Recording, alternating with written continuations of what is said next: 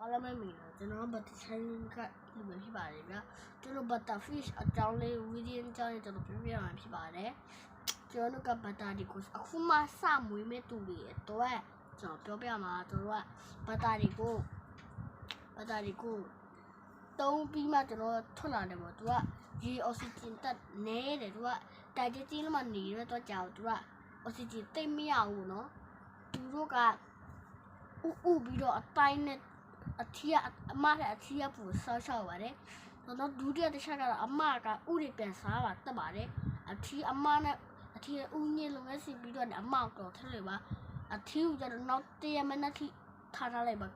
ကလေးတွေပေါက်လာပြီဆိုရင်အထီးကိုလည်းပြန်တော့အထီးကိုလည်းတက်ကကန်ဟဲခွဲထုတ်လို့ရပါတယ်မခွဲထုတ်လည်းရပါတယ်မခွဲထုတ်ရင်အထီးကလေးတွေကိုပိုက်စားတဲ့အချိန်ကျစားပါမယ်အထီးကဘာလို့ပိုက်စားလဲဆိုတော့ဥညင်းလုံးကအမဥညင်းပြရလို့သူကမောတယ်ပေါ့အထီးကအမရဲ့ဥလေးဆိုလည်းအမြုပ်ပေါ်မှာတင်ပြရတယ်ကျွန်တော်ပေါ့အထီးကြီးမအစာတော့ရေတီမဟုတ်ရင်တော့အစာ6ကြီးလေးရပါတယ်စချောင်းရှိရေပိုးကြီးပါတယ်ရေပိုးမရှိရင်တော့ပူတော့လမ်းပဲကြီးလေးရပါတယ်ရှင်ပူတော့လမ်းဆိုရှင်ကိုပြောတာပေါ့ရှင်ပေါ့အမရှင်စင်းအဲ့ကြီးလေးရပါတယ်ဗျာကျွန်တော်တစ်ခုကဘာသာတွေကအခုမှစမွေးမယ်ဆိုရင်တော့ကျွန်တော်ကfighting block ကတော့မွေးပါတယ် fighting block ကဘာဖြစ်လို့ဆိုလူကြိုက်တယ်ပေါ့သူကအဆွန်ထက်သွားရရှိတယ်ကျွန်တော်မွေးဖူးတယ်ပေါ့ကျွန်တော်ကြိုက်တယ်ပေါ့ကျွန်တော်လက်နည်းနည်းဖြစ်တော့ပေါ့အဲ့တော့ပြောရှင်တာပါမွေးရမလဲဆိုတော့အခုမှစမွေးမဲ့သူတို့ကျွန်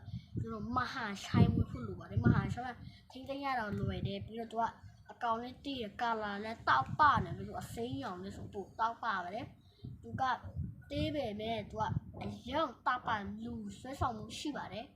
အဲ့တော့တီတာဟိုလိုပါဖြစ်ပါတယ်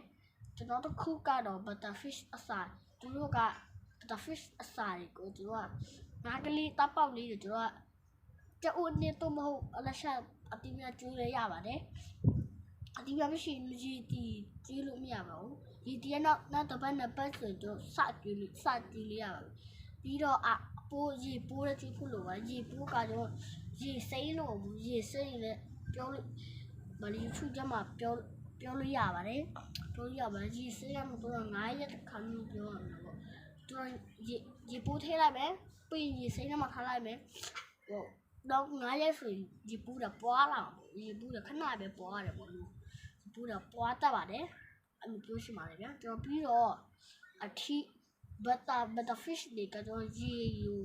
တော့မွေးမရဘူးပေါ့ကျွန်တော်ဘန်နာရောကအောက်ကျလာတဲ့ပေါ့ဘန်နာရောကအောက်ကျလာတဲ့ရေ